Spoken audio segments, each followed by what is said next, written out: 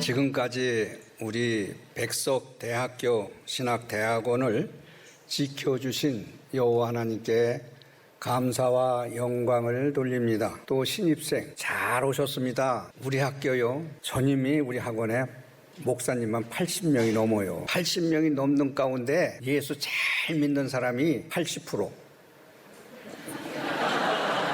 왔다 갔다 하는 사람 10%, 안 믿는 사람 10%. 굉장히 좋은 학교예요. 전통과 역사가 있는 대학 총장님이 자기네는 70% 안 믿는데, 그러니까 우리는 80% 믿으니까 잘 오신 거 아니요? 아멘. 이번 학기도 하나님께서 주신 사명에 따라 경건의 훈련을 더욱 힘써주는 학생들이 되었으면 좋겠습니다. 말씀을 묵상하고 기도하면서 어떤 상황에서도 좌우로 흔들리지 않고 사명을 감당하는 능력 있는 주의 종이 되기를 주님의 이름으로 간절히 축복합니다. 사랑하는 신학생 여러분, 오늘 저는 신학은 학문이 아닙니다 라는 제목으로 하나님의 말씀을 함께 나누고자 합니다. 왜 신학이 학문이 아니다 라고 장 목사의 머리에서 가슴에 싹 스칠까? 신학자 목사님이 하나님을 안 믿는 걸 볼 때에 교회 나와서 예배 보고 감사헌금하고 하나님 말씀 가르치죠. 그런데 하나님보다 자기 나온 학교, 학문, 학자, 그걸 더 의지하는 거예요. 그 모습 속에서 발견한 거예요. 딴 데서 발견한 게 아니에요. 우리 신학교 교수님들로부터 발견한 거예요. 신학자들이 하는 모습, 신학자들이 하는 행동. 야, 하나님 믿지 않는구나. 하나님 믿으면요, 희생하고 봉사하고 자기 십자가 짓고 자기 짐을 짓는 거예요. 그게 없어, 신학자들이 속에. 신학은 학문이 아닙니다. 신학이 학문이지 아니요? 신학은 학문이에요. 맞아요. 학문과 영성이 겸한 신학이다. 그것도 맞아요. 신학은 학문이 아니다. 그것도 수사학적으로 강조에 의해서 그렇게 얘기했다. 그것도 맞아요. 결론은 아니야. 신학은 학문이 아니야. 저는 학문을 무시하는 게 아니고 학문을 배우지 말라는 게 아니에요. 학문 중요해요. 여러분 중에서 신학을 학문으로 배우러 왔는데 여기 뭘 배우려고 왔을까? 의문부터 날 거예요. 전문화된 신학을 학문으로 배우는 것이 아니라면 도대체 왜 대학원까지 와서 내가 있어야 되나? 이런 생각을 가지는 것도 정상이에요. 왜? 신학자들이 학문으로 배웠기 때문에, 또 여기에서 학문을 배우려 신학교에 문을 두드렸기 때문에 어색한 게 아니다.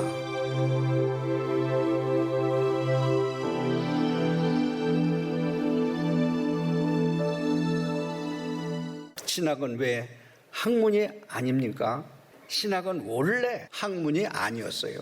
지금 우리가 신학을 학문으로 이해하게 된 것은 신학이라는 용어가 형성되는 과정에서 생긴 말이에요. 신학이란 말은 원래 창조주 하나님을 알기 위해서 사용했던 용어가 아니었다는 얘기예요. 신학자들 이거 몰라요. 우리가 사용하는 신학이라는 말은 처음 사용한 사람이 고대 헬라 철학자 플라톤이었어요. 신학이란 말은 헬라어로 테올로기아입니다. 플라톤은 테올로기아라는 용어를 신화, 즉 신들에 관한 이야기라는 의미에서 국가 2권에서 딱 한 번 사용했어요. 이때가 주전 380년 전, 예수님이 하늘의 영광을 비워두고 이 땅에 오시기 전 이미 이교도들에 의해서 만들어진 용어다 이거예요. 그러므로 플라톤이 말하는 신학은 예수 그리스도와 전혀 상관이 없어요. 플라톤이 말하는 신학은 그리스에 존재하는 많은 신들의 이야기인 신화를 의미해서 말했어요. 아테네에 있는 신전, 그것이 제우스, 헤르메스, 그리고 아르테미스를 비롯한 많은 이방신들에 대한 연구를 가리키는 말이었고, 그래서 플라톤은 신학은 학문도 미치지 못하는 열등한 것이다. 제우스라고 하는 이 신, 거대한 가상의 인물을 놓고 연구하는 것을 해보니까 이건 학문의 가치가 없다. 우리가 잘 아는 것처럼 이 신은 인간이 만들어낸 신이지 실제로 존재하는 신은 절대로 아니고 가상의 존재일 뿐이고, 이 신들이 실제로 존재하는 것처럼 족보와 위계 질서를 만드는 그 신화를 신학이라고 말했다. 그런데 이 문제의 신화를 가리켜서 신학을 새로운 의미와 방법으로 사용한 사람이 있는데, 그게 바로 플라톤 제자 아리스토텔레스예요. 이때부터 신학은 학문으로서의 길을 가기 시작했어요. 물론 당시의 신학이 우리가 추구하는 지금의 신학과는 다른 것이지만 그럼에도 학문이라는 의미로 사용된 시점을 이때부터라고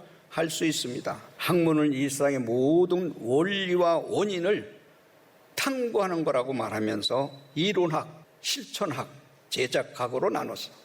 진리를 다루는 이론학, 선을 다루는 실천학, 미를 다루는 제작학으로 나누었어요. 누가? 아리스토텔레스가. 그리고 신학을 진리를 다룬 이론학 가운데 최고의 자리에 신학이란 말을 놓았어요.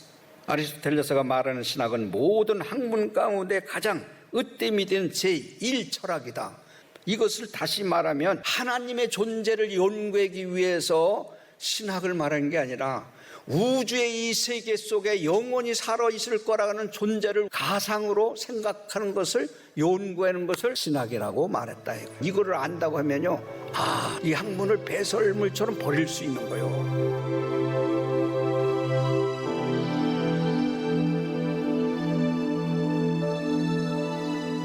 세계적인 공부 많이 한 신학자들이 그런 거 할수록 못 버리고 그걸 믿는 거예요. 하나님보다도 누굴 더 믿어? 칼빈, 루터. 얼마나 학문성이 있어요. 영성을 겸비해서 종교개혁을 한 분들이 얼마나 훌륭한 분이요. 칼빈 선생님도 제네바에서 목회를 한 목사님이시요. 기도 많이 했어. 이처럼 종교개혁자들은 학문과 영성을 겸비한 분들이에요.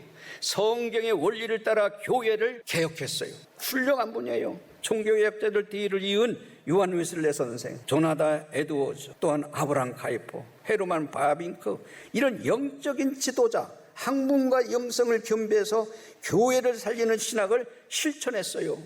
그런데 오늘날 신학자들이 이 사람들을 울켜먹고 있어. 이 위대한 루터, 칼빈 증인들이, 이 종교개혁자들이 말한 것을 가지고 학문 그 지식을 교리적으로 그 경건의 모습으로 그 말씀을 받쳐줘서 하나님 말씀이 비춰져서 영광이 되어야 되는 거예요. 학문은 받쳐주는 거로 끝나는 거예요. 하나님 말씀을 받쳐주는 거로 끝나는 거예요. 학문은. 그러니까 학문은 아무것도 아닌 거예요. 토마스 아퀴나스 얼마나 유명한 분이요. 책을 대사전을 쓰고 80권 이상을 책을 쓴 사람이요. 이분이 누구의 영향을 받았느냐면 아리스토텔레스의 철학을 영향을 받은 사람이야. 그래갖고 학문으로서의 하나님을 접근할 수 있다. 학문으로서의 하나님의 신의 존재를 연구할 수 있다.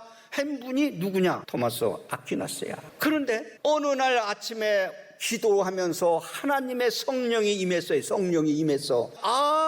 내가 쓴 이 학문은 아무것도 아니구나. 이 내가 책 쓰고 이것은 다 건불. 죽은 지푸라기 건불 알아요? 난 농부야들에 잘 알아. 볕단 해가지고 다 털고 후 날리는 건불, 생명이 없는 건불, 건불 맛도 못하는 내 책 쓴 게 아무것도 아니다.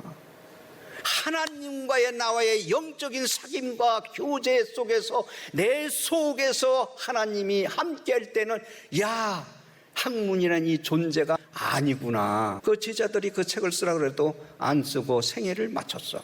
그렇습니다. 아리스토텔레스가 말하는 신학은 인간의 이성에 기초한 학문으로서 철학이지 하나님의 말씀인 성경에 기초한 신학은 절대 아니에요. 그래서 초대 교회 교부들도 신학이라는 말을 사용하지 않았습니다.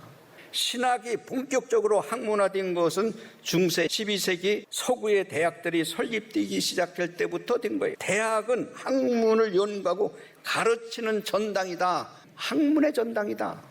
신학을 학문 방법으로 사용해서 서구에 큰 인기를 얻었지요. 이것이 문제 중에 문제요. 그게 본질이 잘못된 거예요. 세상에 대한 지식을 얻기에는 탁월할 수는 있을지는 모르겠지만 이것은 자신의 이성을 최대한 사용하여 구분하고 추론하고 논증하고 세상을 쉽게 이해하려고 하는 학문으로서 접근을 한 방법이었어요. 문제는 이러한 이성적인 방법을 그대로 신학에 적용해서 오늘날까지 발전해왔다 이거예요. 피조물이 인간이 어떻게 창조주 하나님께 대해서 하나님은 이런 분이다라고 정의를 할 수 있을까요? 영이신 하나님을 어떻게 학문으로 말할 수 있을까요? 학문은 하나님께서 창조하신 이 세상과 피조물에 대해서 연구하는 것이지 창조주이신 하나님께 적용하여서는 절대로 안 되는 거예요. 그럼에도 불구하고 중세 대학의 신학자들이 학문적 방법을 사용하여 신학을 체계화시킴으로써 신학은 성경을 떠나 사변화되었고 복음의 생명이 약화된 것다. 생명이 없는 신학 공부를 배워가지고 여러분들을 가르치는 거예요. 그러니 여러분들이 그거 가지고 지식 가지고 서로 본론 결론 가지고 써가지고 얘기해본들 생명이 없는데 목회가 돼요? 우리 중심 속에 그리스도의 생명이 없는 자가 어떻게 생명이 있는 말을 하고 있어요? 생명이 없는 신학자가 어떻게 하나님 말씀에 생명이 있는 영이신 하나님을 말할 수 있느냐고. 아는 지식으로 논리적으로 체계적으로 탐구해서 여러분들한테 미기는 거예요.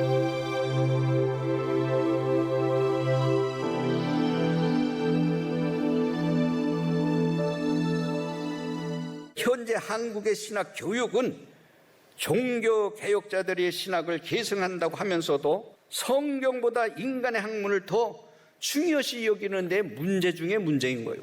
신학자들이 해외에서 배운 생명력 없는, 아까 얘기했잖아요, 생명력이 없는 많은 지식, 증인글이 칼빈이나 우리가 조나다 에드워즈나 웨슬레 선생님이나 바빙크나 이런 위대한 분들을 영성은 갖고 오지 않냐고 학문으로만 갖고 왔다 이거예요.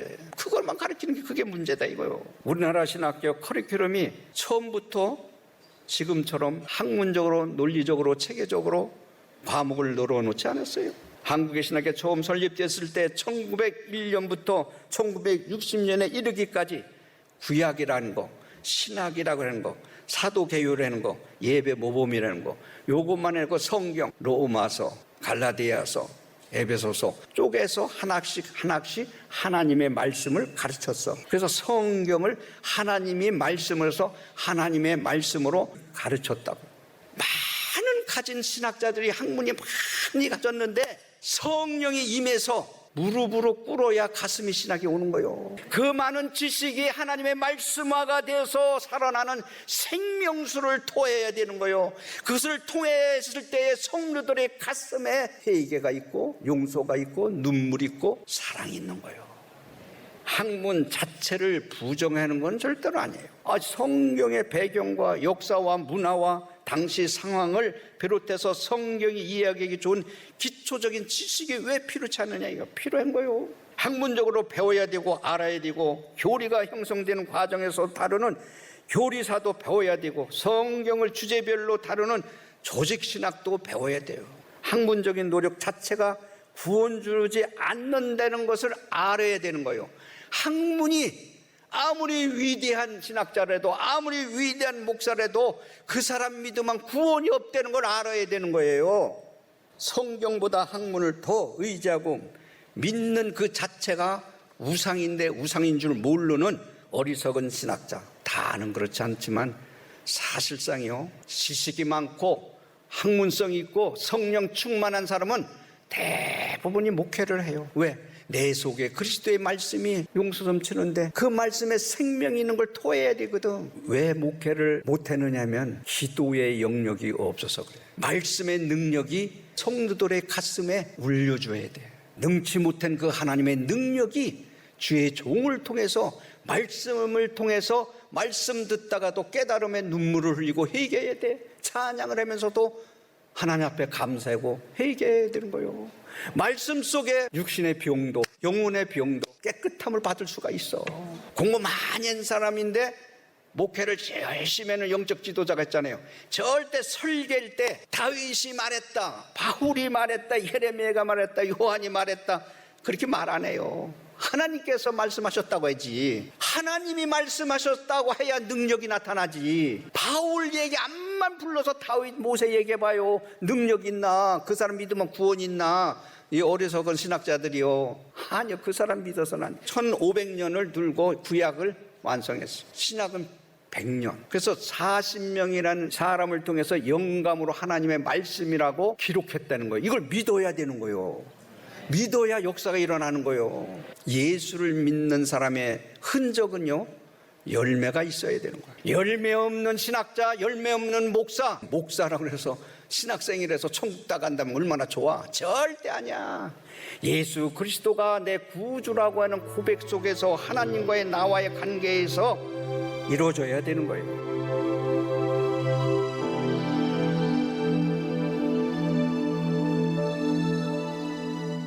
신학이란 말은 하나님께서 말씀하셨다, 하나님에 대해서 말한다, 이 두 가지의 의미로 해석할 수 있다. 이거 제가 얘기한 거예요. 하나님께서 모든 것을 말씀하셨다라고 통째로 믿으면 말씀이요, 복음이요, 예수 그리스도의 생명이 되는 거예요. 그러나 하나님에 대해서 말한다, 할 수 있죠. 학문으로서 하나님은 이런 하나님이다. 교리적으로, 역사적으로 그렇게 계속 연구하다 보면 다윗이 얘기했다, 예레미야가 얘기했다고 인간의 세계로서의 정리해서 역사와 전통을 기록하는 것뿐이 되는 거예요. 그것이 하나님이 말씀하셨다고 도로 서야 되는 거예요. 그게 바뀌어져야 되는 거예요. 하나님께서 말씀하셨다는 의미로 신학을 하게 되면 신학의 주체가 하나님이 되지만, 그러나 하나님에 대해서 말한다는 의미로 신학을 하게 되면 신학의 주체는 인간이 되고 신학은 학문적인 지식으로서 끝난다고 하면 그건 안 된다는 거죠. 하나님께서 말씀하셨다는 성경 중심의 신학을 해야 하나님의 말씀을 올바로 깨달을 수가 있는 것입니다. 디모데전서 4장 7절에 보면 망령되고 허탄한 신화를 버리고 경건에 이루도록 네 자신을 연단하라. 돈을 사랑하고 이성을 더 사랑하고 명예를 더 사랑하고 더 하나님을 더 사랑하는 거는 우상이 되는 거예요. 그것도 돈도 필요해요, 명예도 필요해요. 다 필요하지만 때에 따라 이것이 아니다라고 손을 놓을 줄 알아야 되는 거예요. 다 배설물처럼 버릴 줄 아는 것이 믿음을 가진 자예요. 초자연적으로 우리 백성가 이렇게 축복한 거는요, 죽어가는 영혼들을 다 모아서 구원을 시키려는 거예요. 그 축복한 거예요. 이게 기독교 대학이라면 예수 없는 기독교 대학, 무슨 기독교 대학이요? 아니야. 사도행전 17장 27절에 보면 당시 아테네 사람들은 가장 새로운 것을 말하고 듣는 것 외에는 달리 시간을 쓰지 않았다. 이 신학자들은 글을 쓰고 무슨 말할 때 새로운 거, 남이 해지 않은 거, 꾸미는 거. 아테네는 그게 철학자들이 모인 곳이요. 지금도 미국이나 여기나 학회들 하잖아요. 학회들, 신학회 뭐 한다. 거기에 예수 그리스도의 영이 없으면 그 학회는 뭐요? 죽은 거요. 자기 아는 지식을 남한테 자랑하는 것뿐이요. 자기 새롭게 독창적이고 그 연구에서 가르치는 것 좋아요. 새로운 것과 모든 것이 하나님 앞에 영광 돌리는 것으로 겸손하고 섬기는 게 좋은데 그게 우상화가 되니까 내가 그걸 지적하는 거예요. 하나님보다 그걸 더 의지하니까. 신학교 강의실에서 하나님 말씀보다 학문을 더 강조하고 강대상에서 성경 말씀 대신 자신의 생각과 학문에 이야기하고 자랑한다고 그래서 그것이 성도들한테 바르게 메시지를 전해주는 거냐 이거예요. 아는 것과 믿는 거하고 다르다. 아는 건 지식이에요. 믿는 거는 예수 그리스도의 생명의 복음이요. 학문을 지식을 많이 알아서 말씀화가 돼서 하나님을 영화롭게 해야 되는 거예요. 영생은 곧 유일하신 참 하나님과 그가 보내신 자 예수 그리스도를 아는 것. 어떻게 알아? 영생이라는 건 천국도 안 믿는 신학자들이 학문으로 알 수 있어요? 예수 그리스도를 아는 것은 여기서 구원에 관한 복음의 생명을 아는 거예요. 단순히 지식을 가르치는 것이 아니라 영생에 관한 복음에 대한 생명, 영원한 생명, 이것을 가르쳐야 되는 거예요. 영생은 유일하신 참 하나님, 그의 보내신 자 예수 그리스도를 아는 것은 신학자들이 말하는 학문에서 하나님을 아는 것이 아닙니다. 하나님을 신뢰하면서 하나님의 뜻에 순종하고 하나님 안에서 하나님 앞에 헌신과 희생과 봉사를 하고 주를 위해서 마지막에 순교를 할 수 있는 것이 믿음을 가진 자요. 욥기 11장 7절에 보면 네가 하나님의 오묘함을 어찌 능히 측량하며 전능자를 어찌 능히 완전히 알 수 있느냐. 우리는 전능하신 창조자 하나님을 절대로 알 수가 없어. 그분에 대해서 측량할 수도 없어. 욥기 32장 8절을 봐도 그러나 사람의 속에는 영이 있고 전능자의 숨결이 사람에게 깨달음을 준다. 전능자의 숨결, 하나님의 영이신 그 숨결이 내 안에 거할 때에 깨달음을 주고 하나님의 영이신 하나님을 접근해서 좀 알 수 있는 거예요. 하나님 말씀 속에서 다시 나를 책임질해서 하나님의 영이 임재했을 때에 아는 거예요. 인간이 노력해서 알 수 있는 것은 아니라 성령께서 우리를 찾아오는 거예요. 성령님이 나한테 찾아올 때에 하나님을 알 수 있는 거예요. 그것은 무릎을 꿇고 기도하지 아니하고는 절대로 깨달을 수가 없어요. 영이신 하나님이 학문의 대상이 아니에요. 착각하고 있어요. 누가? 신학자들이 착각하고 있어. 성경에서 계시하는 하나님을 알기 위해서는 반드시 성령으로 조명해서 성령님이 나한테 찾아왔을 때 알 수 있는 거예요. 에베소 1장 17절에 봐도 우리 주 예수 그리스도의 하나님 영광의 아버지께서 지혜와 계시의 영을 너희에게 주사 하나님을 안다고 했어. 계시의 영을 하나님이 줄 때만이 하나님을 알 수 있다고 그랬어. 우리 백성하고는 희망이 있어요. 여러분들 잘 오셨어요. 세계적으로 신학의 학문이 아니란 말 들어볼 수 있어? 못 들어. 베드로후서 1장 21절에 보면 예언은 언제든지 사람의 뜻으로 낸 것이 아니요 오직 성령의 감동하심을 받아 사람들이 하나님께 받아 말한 것임이라. 이거를 믿어야 되는 거예요. 그러면 역사가 일어나는 거예요.